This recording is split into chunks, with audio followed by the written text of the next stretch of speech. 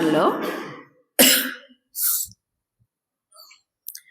భగవంతుణ్ణి ధ్యానించడం అనేది అనేక పద్ధతులు, అనేక వారి వారి యొక్క సాధనని బట్టి చేస్తూ ఉంటారు.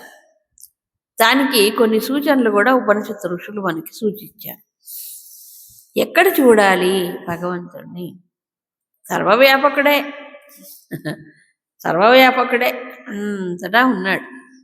కానీ కొన్ని కొన్ని ఏమంటారు, కేంద్రం ముఖ్యమైనవి సూచించారు. ఒక్క ఉపనిషత్తులో ఓ రకం. ఇక్కడ 3. ఒకటి అంతర్హృదయాకాశ, హృదయాకాశము లోపల అన్నాడు. అక్కడ ఎలాగున్నాడు ఆయన? మనోమయ, మనస్సు అనే కోశం ఆవరించి ఉన్నాడు. అంటే ఏమిటి అర్థం? మనస్సు అందరికీ ఉంది, ఆ మనస్సు కప్పిస్తుంది, కానీ ఉన్నాడు లోపలే కదా. అందుకే మనస్సు బయటకు చూస్తున్నప్పుడు ఆయన తెలియదు. మనసును ఏం చేయాలి? అప్పుడు లోపలికి తిప్పినప్పుడే కలుగుతుంది స్మరణ. ఇక రెండవది అంతరేణకు తాలూకే, నాలుక లోపల భాగంలో ఎలాగున్నాడు? స్తన ఇవ అవలంబతే, ఏంటంటే చిన్న కొండనాలుకలాగా, కొండనాలుక అక్కడ కూడా ఉంటాడు. అంటే అదొక స్థానాన్ని చెప్పారు. అమృతో హిరణ్మయ, భగవంతుడు ఎలాగున్నాడు? అమృత స్వరూపుడై ఉన్నాడు. తర్వాత హిరణ్మయుడై ఉన్నాడు. హిరణ్మయం అనే చాలా సార్లు వచ్చింది మనకి కదా. అంటే ఏంటి హిరణ్మయం? అంటే బాగా తేజో రూపమై, ప్రకాశ రూపమై. ఇప్పుడు సూర్యుడు వెలుగుతుంటే ఎట్లా ఉంటాడు? బంగారు రంగులో ఉండడు కదా ఎప్పుడు ఒక టైంలో, తర్వాత తెల్లగా అవుతాడు మళ్ళీ. అట్లాగా హిరణ్మయం అంటే మంచి కాంతి అని అర్థం. సో భగవంతుడు అంటే ఏంటి? ఇప్పుడు చీకటి వాడు కాదు, మరెవరు? తేజో రూపుడు, మంచి కాంతి ఆయన రూపుడై ఉన్నాడు. ఎక్కడ? హృదయంలో. తర్వాత ఇక్కడ కొండనాలుక. ఇవన్నీ పాయింట్స్ ఫర్ కాన్సన్ట్రేషన్.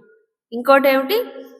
కేశాంతో వివర్తతే, ఈ వెంట్రుకలు ఎక్కడైతే సహజంగా చీలిపోయి మధ్య భాగంలో, శీర్ష కపాలి, కపాలి మీకు శీర్ష భాగంలో బ్రహ్మరంధ్రం అన్నాడు కదా, అక్కడ కూడా ఉపాసన చేయొచ్చు. 3 స్థానాల్ని ఎక్కడ చెప్పారు? శరీరంలోనే. ఇదో. సో అప్పుడు ఇది ఒక అర్థం. ఇంకో అర్థం అంతరార్థాలుగా చెప్పినప్పుడు ఏమన్నారంటే, హృదయంలో ఆకాశం, ఏమన్నా హృదయాకాశంలో మనోమయుడుగా ఉన్నాడు అన్న. దానికి ఇక్కడ ఏం చెప్పారంటే, హృదయంలో ప్రతి మనిషికి, అంటే హృదయం అంటే ఇక్కడ చెప్పిన హృదయం ఏ హృదయం? భౌతికమైన గుండె కాదు, మరేంటి? ఆధ్యాత్మిక హృదయం. మనకి గుర్తింపు, విషయాలని తెలుసుకోవడం కానీ, ఆలోచనల్ని తెలుసుకోవడం కానీ, రికగ్నిషన్ అంటారు చూడండి, గుర్తింపు అనేది కలుగుతుందా లేదా? మన ఆలోచన, ఈ ఫలానా ఆలోచన వచ్చింది అనేది తెలుస్తుందా లేదా? నాకు కోపం వచ్చిందండి, కోపం వచ్చిందని తెలుసా నీకు? నాకు భలే హ్యాపీగా ఉందండి ఇవాళ, తెలుసా? మరి హ్యాపీగా తెలుసు.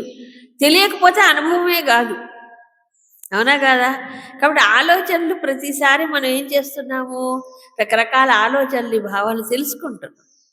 అలాగే బయట నుంచి వచ్చే విషయాలను కూడా తెలుసుకుంటేనే అనుభవం.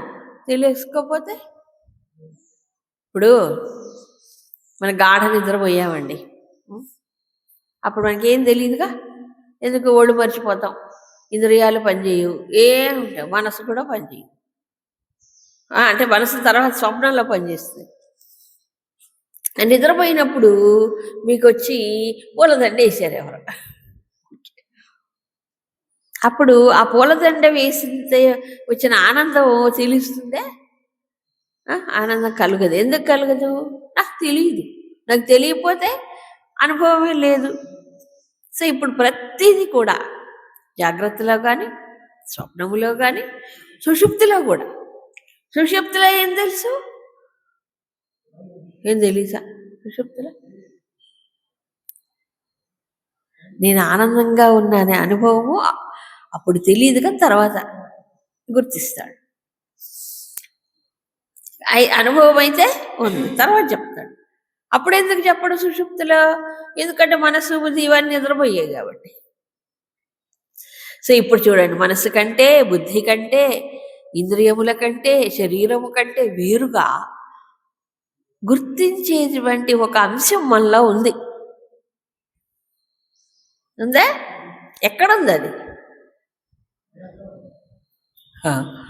ఇక్కడ ఒక పాయింట్ చెప్పారు. అంతటా ఉన్నా మెయిన్గా అక్కడ హృదయంలో ఉందన్నాడు. హృదయ స్థానములో ఎక్కడ? అంతరాకాశ అంతః హృదయాకాశములో అక్కడ అసలు గుర్తించేటువంటి స్థానం, ఒక కేంద్రం. అంతే కదా, అక్కడి నుంచే వస్తుంది మనకు అన్నీ కూడా, అనుభవాలు కానీ గుర్తు అన్నీ వస్తుంది. తర్వాత అయితే మనస్సు ఏం చేసిందంటే కప్పేస్తుంది. అంతేగా, అందుకు మనసు యొక్క ఆలోచనలు బట్టి మనిషికి ఇవన్నీ ఆధారపడి ఉన్నాయి. ఏది గుర్తింపు కానీ మది కానీ. మరి మీకు భగవద్గీతలో మత్త శృతి జ్ఞానం అపోహనం చెప్పలే? అవునా? నానుండే ఏమొస్తుందే? స్మృతి, జ్ఞానం, అపోహనం. ఎక్కడున్నావు స్వామి నువ్వు? భగవద్గీత సర్వస్య చాహం హృది సన్నివిష్ట అందాలు. సర్వస్య చ హృది సన్నివిష్ట అంటే అందరి యొక్క హృదయాలలో ఎక్కడ సన్నివిష్ట అంటే బాగా కూర్చొని ఉన్నాడు ఆయన. సమీపంలో, అత్యంత సమీపం, లోపలే. ఎంత లోపల కంటే మనం లోపలికి వెళ్తే కానీ అని తెలియదు. అలా లోపల గర్భాలయంలోకి వెళ్తే దేవుడు ఉన్నట్టుగా ఇక్కడ హృదయాకాశములో గుర్తింపుగా ఉన్నాడు. ఆయన ఉంటేనే ఇవన్నీ స్మృతి, జ్ఞానం, అపోహనం అన్నీ కలుగుతున్నాయి. వేదవేత్త, వేదవేద్యుడు చెప్పలే? వేదైస్సు సర్వైరహమేవ వేద్య వేదాంతకృత్ వేద విదేవ చాహం. వేదవేద్యుడు ఆయనే. తర్వాత వేదాలు ప్రసాదించింది ఆయనే. తెలుసుకునేవాడెవడు? వేదవిత్తు ఆయనే. మొన్నేం కాదు తెలుసుకుండేది. ఆయన లేకపోతే నువ్వేం తెలుసుకుంటావు? అవునా? ఇలా చూస్తే అది కరెక్ట్గా సరిపోతుంది. అందరి హృదయాల్లో ఉన్నాడు. ఆ గుర్తించేటువంటి అది ఒక ప్రకాశం మనలో ఉంది కాబట్టి వాళ్ళ బుద్ధిని బట్టి, మనసుని బట్టి తెలుసుకుంటాం. లేదా ఏమి లేదు.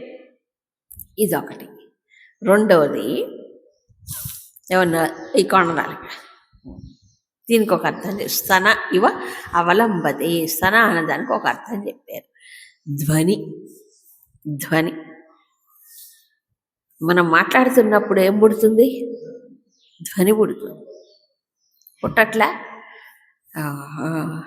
ఎట్లా పుడుతుంది? విచిత్రం చూడండి. ఆ ధ్వని ఎలా పుడుతుంది? ఇది చాలా విచిత్రమైన విషయం.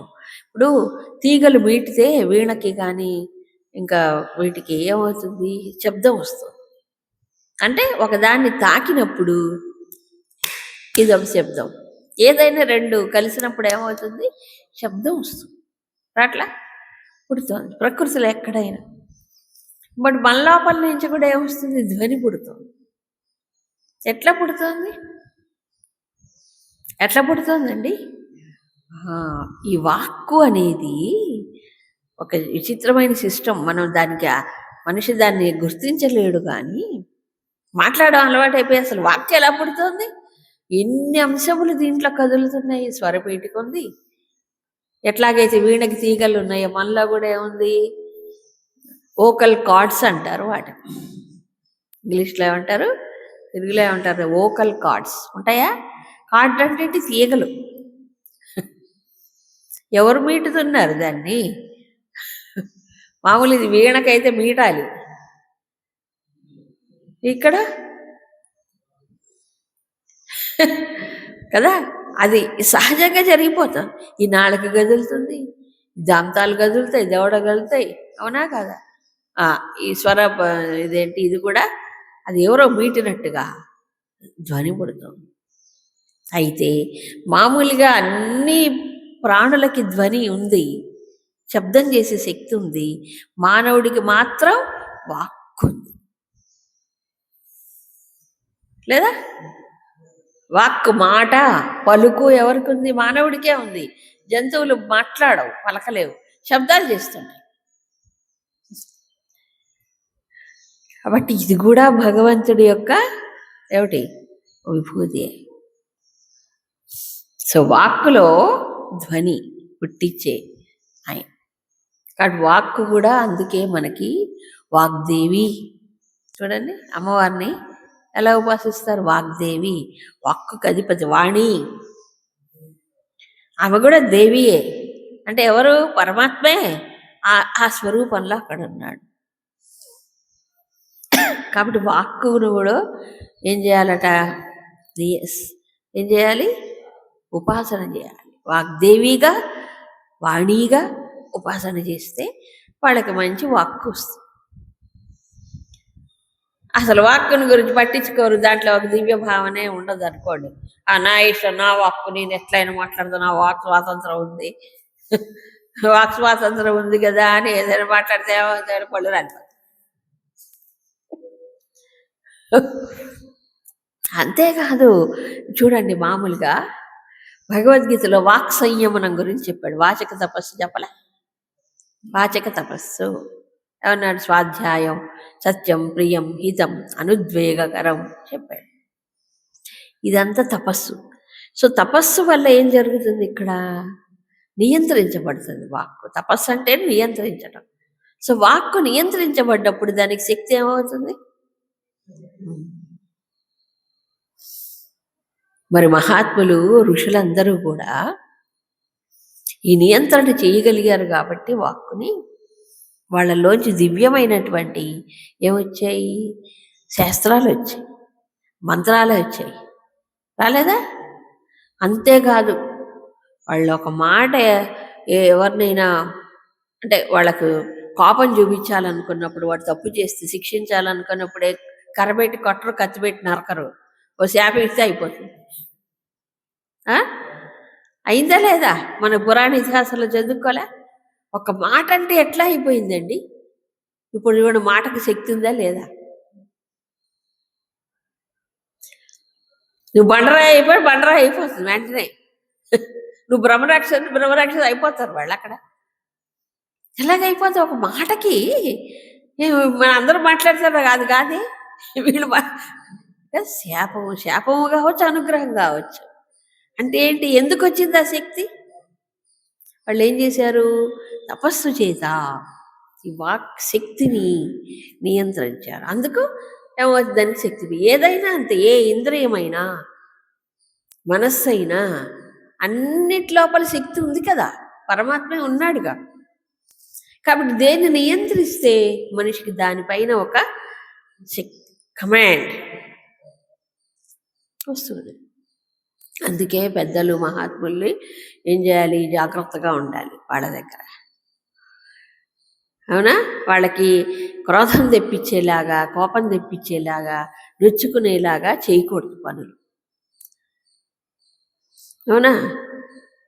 ఒక శాపం వస్తే ఇంకంతే సంగతి, జన్మలు పోస్ట్ పోన్ అయిపోద్ది వాడికి. అవునా? జన్మలు అవుతుంది.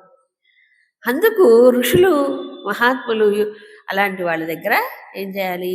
ఎంత గొప్పవాడు, ఎంత రాజైనా, ఇంద్రుడైనా సరే జాగ్రత్తగా ఉండాలి. అంతేకాదు, వాళ్ళ కంటిలో ఎవడైనా ఒక దోషం, తప్పు కనిపించింది అంటే కదా, వాడు నడత బాగలేదు అంటే ఏం చేస్తారు? వెంటనే పనిష్మెంట్ ఇస్తారు. ఏం పనిష్మెంట్? ఓ మాటతో అయిపోద్ది పనిష్మెంట్. కపిల మహాముని కింద తపస్సు చేసుకున్నాడు. ఎక్కడ? రసాతల లోకల్లో. ఈ సగరపుత్రులు 60,000 మంది మహాబలశాలురు అక్కడికి వెళ్ళారు. ఆ, గుర్రాన్ని ఎత్తుక్కోవడం, యాగాశ్వాన్ని ఎత్తుకోవడానికి వెళ్ళారు. ఏమనుకున్నారంటే ఆ ఆవేశంలో ఈయనే దొంగ మా గుర్రాన్ని ఎత్తుకొచ్చాడు అనుకున్నాడు. ఆయన ఋషి, కపిల ఋషి. 60,000 మంది ఆయుధాలు పట్టుకొని దూకుతున్నారు ఆయన పైకి. ఆయన ఏమలే అని హుంకారం చేసి అందరు బూడిదైపోయారు. ఉదాహరణ చెప్తున్నాను. అందుంది కాబట్టి ఏదో నాలుగు ఉంది కదా అని ఏదో ఇది కాదు. నియంత్రణ ఓ శక్తి, అది భగవంతుడే. అందుకే దేవి రూపంగా చెప్పారు. తర్వాత ఇంకోటి ఏంటి, ఇక్కడ శీర్ష కపాలి బ్రహ్మరంధ్ర స్థానములు, అది కూడా భగవద్గీతలో చెప్పారు. మూర్ధిని అన్నారు దాన్ని. ఇక్కడ ఇంకో అర్థంగా వ్యపోహ్య శీర్ష కపాలే ఎత్ర కేశాంతో వివర్తతే. ఇక్కడ అర్థం ఏం చెప్పారంటే కేశ అంతః, కేశ అంటే మామూలు వెంట్రుకలు. ఇంకో అర్థం ఏంటంటే కాంతి అని అర్థం. కాంతి రేఖ, ray of light, ray of light. కేశకాంతి, పతంజలి వాడు కేశకాంతి అని పెడుతుంటాడు. అంటే ఏమైంది, కేశ అంటేనే ఒక అర్థం, అంతరార్థంలో ఒక కాంతి రేఖ అని. సో మన లోపల నుంచి ఏమవుతుంది, విషయాల్లోకి శీర్ష కపాల. కపాల అంటే సమూహం అని. ఏం సమూహం? శీర్ష కపాల. మానవుడు తనకి ఇష్టమైనటువంటి వాటిని చూస్తాడు. చూడ్డా, ఏది బెస్ట్ తన దృష్టిని బట్టి చూస్తాడు. ఆ కన్ను చూసినప్పుడు ఏమైంది, మన లోపల నుంచి ఏమైంది? కాంతి, కాంతే కదా. సూర్యకాంతి ఉన్నా మనలో కూడా కాంతి ఉండాలి, గుడ్డోడికి అది ఉండదు. అవునా? మనలో కూడా ఏమైంది, ఇది వెళ్ళి విషయాల్ని ఏం చేసింది, స్పృశించి మళ్ళీ అక్కడే కూర్చోదు, మళ్ళీ ఏమైనా వెనక్కి రావాలి. అవునా? అప్పుడు మనకి విషయ జ్ఞానం వస్తుంది. అవునా? సో ఇది జరుగుతుంది. ఇది ఎప్పుడు జరుగుతుంది. సో విషయాల్ని స్పృశించి వెనక్కి వస్తుంది కదా, దాన్ని వదిలేసమండి. ఈ కంటిలో ద్రష్టగా, చూసేవాడుగా ఎవరున్నారు? పరమాత్మ. అంతా ఉన్నా కొన్ని చోట్లకి చెప్పారు. మనకి దీనికి ప్రమాణంగా ఐత్రేయంలో కూడా అంటాడు, కుడి కన్ను అంటాడు. రెండు కళ్ళు ముఖ్యమే కానీ కుడి కన్ను ఒక స్థానం, భగవత్ స్థానంగా చెప్తాడు. కాబట్టి కంటిలో కూడా ఉన్నాడు దేవుడు. కాబట్టి ఉపాసన ఎక్కడ చేయాలా? కంటిలో దేవుడు ఉన్నాడు. విచిత్రం ఏంటంటే అందుకే నేత్రేంద్రియం, చూపు బాగుండాలి, లేదు బాగుండాలంటే సూర్యోపాసన చేస్తాం. ఎందుకు? కన్ను చూడాలంటే వెలుగు ఉండాలి కదా, జగత్తునంతా చూసేవాడు ఆయన కదా. అట్లా భగవానుడుగా అప్పుడు వాళ్ళకి చూపు కూడా వస్తుందంట. గుడ్డివాడు మయూర కవి అని ఆయన గుడ్డి, అయిన కవే, కానీ సూర్యోపాసన ద్వారా ఆయన చూపును పొంది గొప్ప మహాకవి. అలా ఈ కంటి సంబంధమైన, చూపు సంబంధమైన అన్ని ఉపాసన ద్వారా వాళ్ళు పొందుతారు, తిరిగి పుంజుకుంటారు కూడా. కాబట్టి వాక్కు ఎలాగా, వాక్కు భగవంతుడి యొక్క శక్తియో కంటిలో చూపు ఇది చాలా ముఖ్యం. ఎక్కడో దేవుడు ఉన్నాడు కాదు. అందుకే ఈ చూపును కూడా సద్వినియోగం చేసుకోవాలి, వాక్కుని సద్వినియోగం చేయాలి.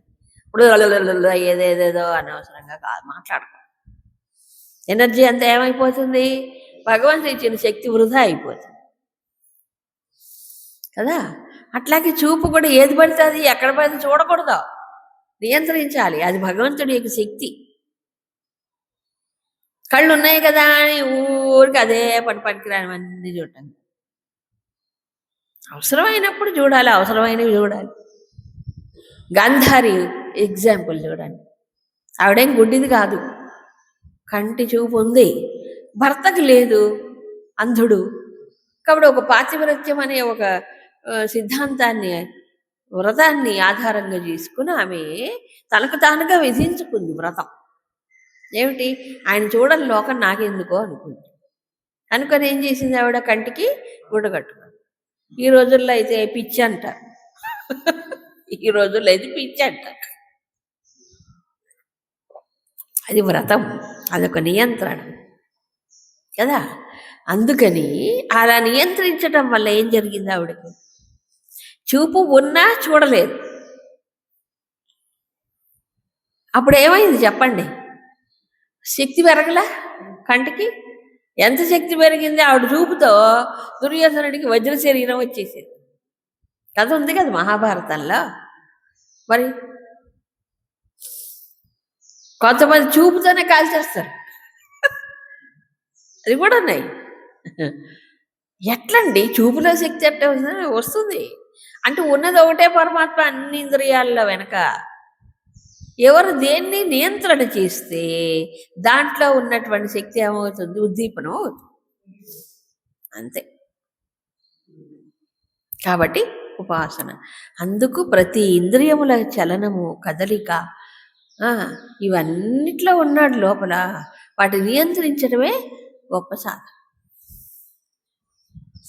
అలాగే వాక్కు కూడా ఎట్లాగంటే 2 పనులు చేస్తుంది. అదేం పనులు చేస్తుంది, నాలుక ఆహారం తీసుకుంటుంది, వాక్కుని బయటికి తీసుకొస్తుంది. 2 నియంత్రణ జరగాలి. 2 నియంత్రణ అంటే నాలుక 2 పనులు చేస్తుంది కాబట్టి 2 నియంత్రణ కావాలి. ఒకటి ఆహారం తీసుకునే విషయంలో నియంత్రణ, ఇది చేస్తున్నప్పుడు అది కూడా నియంత్రణ అవుతుందంట. ఆహారము నియమించినప్పుడు, సంయమించినప్పుడు నాలుక కదా, దానికి అవసరమైన టైంలో అవసరమైనదే ఇవ్వాలి. దేనికి, రుచి కోసం తినకూడదు, అనవసరంగా తినకూడదు. అవునా, అనవసరం ఏదంటే ఎప్పుడు పడితే అప్పుడు తినకూడదు, ఏది పడితే అది తినకూడదు, ఎంత కావాలో అంతే తినాలి. ఇవన్నీ నియమాలు, అవునా కదా. కానీ మనం ఏం చేస్తాం, 3 అంగుళాలు నాలుక కోసము ఏం చేస్తారు, ఇది రుచిగా ఉంది, రుచి కోరుకుంటుంది కాబట్టి తెలియకుండానే లోపలేసేస్తాం. దేనికోసం, నాలుక కోసం. అవునా. అందుకే ఓ స్వామి చెప్తారు, అంటే ఎగ్జాక్ట్గా అప్పుడు అధరానికి రుచి, ఉదరానికి బాధ అంట. అంతేగా, ఈ రుచి కోసం బాగుంది కదా అని మనం లోపల వేసేస్తాం అనుకోండి, తర్వాత ఎవరు బాధపడాలా, ఇదేం లోపలికి వేసేస్తుంది, బాధపడేది లోపల. అవునా కదా. అందుకు 2 పనులు చేస్తుంది కాబట్టి అటు నియమించాలి, ఇటు నియమించాల్సిందే. 2 ముఖ్యం. అందుకే చూడండి, ఎక్కువ తినేవాళ్ళు ఉంటారే కొంతమంది, అదే పనిగా ఎప్పుడో ఒకప్పుడు కాదు, ఇంకా అదే పని వాళ్ళకి. ఈ నాలుక ఆడుతూనే ఉంటుంది, మాట్లాడకపోతే అన్యాన్యాన్యం అంటుంది. కొంతమంది చూడండి, ఎప్పుడు నోట్లో ఏదో ఉంటూనే ఉంటుంది, ఏమి లేకపోతే వాళ్ళకి తోచదు.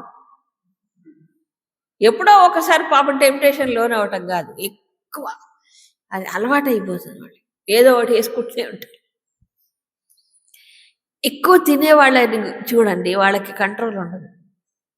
ఏం కంట్రోల్ ఉండదు, మాట కంట్రోల్ ఉండదు, మనసు కంట్రోల్ ఉండదు, 2 ఉండవు. గమనించండి కదా. అందుకు అన్నిట్లో జీవితం అంతా నియంత్రణ ఏంటి, అలా చేస్తేనే మనిషి అవుతాడు, హాయిగా ఉంటాం. ఎక్కడ నియంత్రణ తప్పినా, కంట్రోల్, నియంత్రణ అంటే ఏంటి, కంట్రోల్, సంయమనం తప్పినా ఏదో ఒక ప్రమాదం జరిగిపోతుంది. అది శరీరానికి కావచ్చు, వాక్కు కావచ్చు, ఏదో ఒకటి జరిగిపోతుంది. అందుకు మానవ జీవితానికే ఇవన్నీ నియంత్రణ. ఇలా చేస్తే ఏం జరుగుతుంది, ఉన్నతమైన దాన్ని సాధిస్తాడు. ఎంత గొప్ప, ఏం సాధిస్తాడు, తర్వాత అనువాకంలో తర్వాత భాగంలో వస్తుంది చూడండి. భూరిత్యగ్నౌ ప్రతిష్ఠతి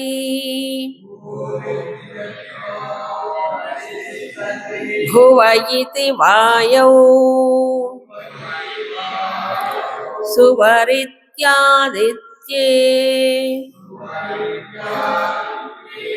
మహ ఇతి బ్రహ్మణి ఆప్నోతి స్వరాజ్యం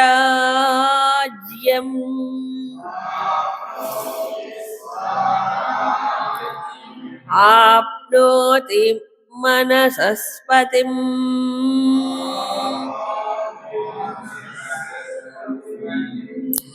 ఆప్నోతి మనసస్పతిం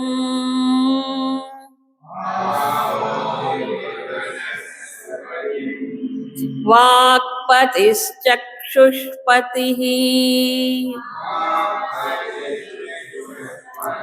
శ్రోత్రపతిర్విజ్ఞానపతిః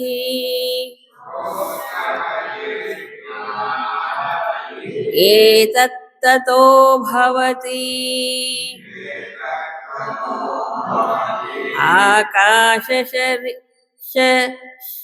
శరీరం బ్రహ్మ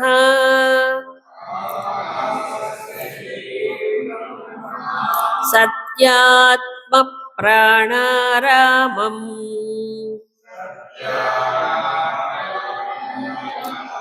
మన ఆనందం శాంతి సమృద్ధమృతం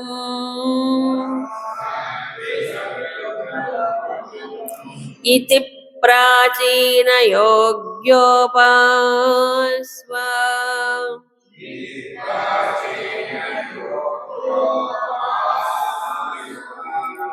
మళ్ళీ వెనకాల భూరిత్యగ్నౌ ప్రతిష్ఠతి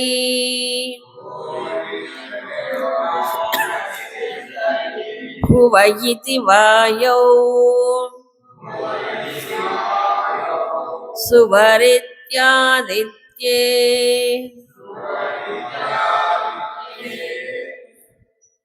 మహ ఇతి బ్రహ్మణి ఆప్నోతి స్వరాజ్యం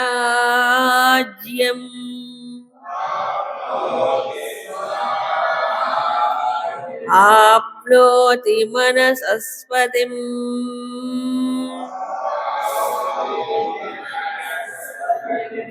వాక్పతిశ్చక్షుష్పతిః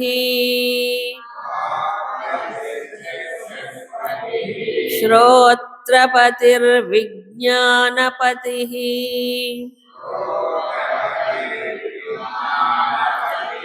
ఏతత్తతో భవతి ఆకాశ శరీరం బ్రహ్మ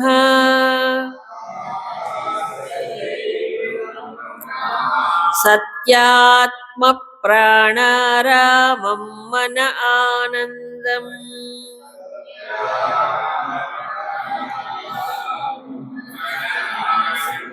శాంతి సమృద్ధమృతం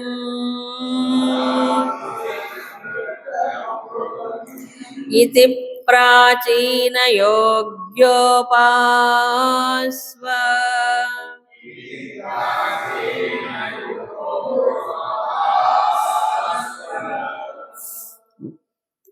ఇప్పుడు ఈ సంయమనం నియంత్రించటం కదా, భగవంతుని తనలోనే భావించుకోవడం,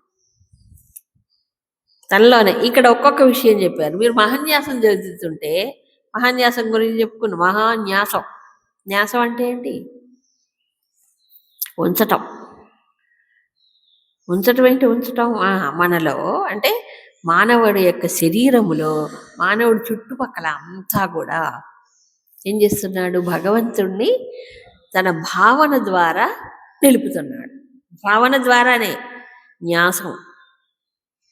అందుకని మహాన్యాసం చేసేటప్పుడు చూడండి క్రియ ఏం చెప్తారు? చుట్టుపక్కల అన్ని దిశల్లో ఉన్న దేవతలకు నమస్కారం చేస్తారు. ఇక్కడంతా ఉన్నాడు. ఇంకా ఎక్కడ ఉంటాడు? ఒక్కొక్క శరీరంలో ఒక్కొక్క అవయవాన్ని, అంగమును కదా స్పృశించి భావన చేస్తాడు. ఎక్కడ? మొత్తం ప్రళయే బ్రహ్మాతిష్టతి. ఇంకా ఎక్కడెక్కడ ఉంటాడు? ఏ రూపంలో? ఈ దేవతల రూపంలో ఉంటాడు ఆయన. దీన్ని అందుకే ఇంకొంచెం డీటెయిల్గా పోతే రౌద్రీకరణం అంటాడు. రౌద్రీకరణం అంటే ఏదో కాల్చేయటం కాదు అక్కడ.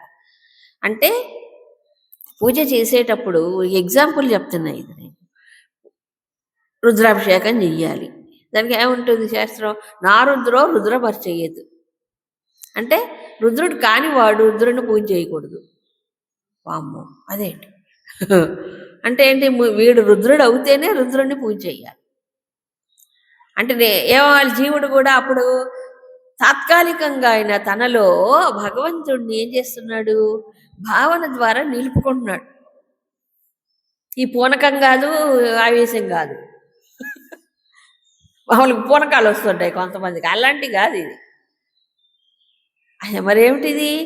భావన ద్వారా ప్రయత్నపూర్వకంగా ఉన్న భగవంతుణ్ణి ఈ వివిధ అంగములలో భావన చేసుకుంటున్నాడు. శరీరములో, మనసులో, అన్నిట్లో. అంతేగా తన చుట్టూ కూడా దశ దిశలా చేసుకుంటున్నాడు. చేసుకోవట్లే? అలా చేసుకుని అప్పుడు అభిషేకం చేస్తాడు. అవునా? ఇది పెద్ద న్యాసం. సింపుల్గా అంగన్యాస కరన్యాసాలు కూడా చెప్తారు. మనం చెప్పలే? అంగన్యాసం, కరన్యాసం. దాంట్లో ఏం చేస్తారు? ఏం చేస్తారు? తర్జనీభ్యా నమః, నిరూఢపశుబంధాత్మనే మధ్యమాభ్యా నమః, ఇలా కనిష్ఠికాభ్యా నమః. పరమాత్మయే, భగవంతుడే. ఆయన యొక్క స్వరూపాన్ని ఇక్కడ మెయిన్గా హృదయాదిన్యాసం, కరన్యాసం. హృదయంలో, శిఖలో, శిరస్సులో చేసుకుంటాడు. అలాగే ఈమె ఎందుకండి ఇక్కడే చేయాలి?